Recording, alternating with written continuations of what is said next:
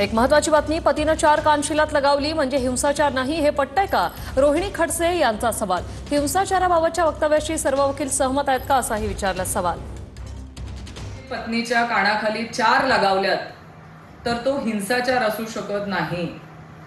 माझं महाराष्ट्रातल्या तमाम माता भगिनींना आणि वकील बांधवांना देखील प्रश्न आहे की आपण ह्या केलेल्या वक्तव्याचं समर्थन करू शकाल का? आपल्याला हे वक्तव्य पटतंय का? कारण ह्याच केल्या गेलेल्या वक्तव्याचा ग्रामीण भागातल्या पुरुष मंडळींनी जर गैरवापर केला आणि माझ्या ग्रामीण भागातल्या माता भगिनींना की हे हिंसाचार नाही असं म्हणून जर 4 कानाखाली लगावल्यात, तर माझ्या त्या ग्रामीण भागातल्या माता भगिनींना वाचवणार कोण?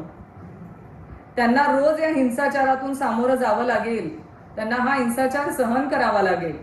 म्हणजे नम्रपणे विनंती आहे सगळ्या वकील बांधवांना की आपण ह्या वक्तव्याशी सहमत आहात का? आणि जर सहमत असाल तर मी सगळ्यांची माफी मागायला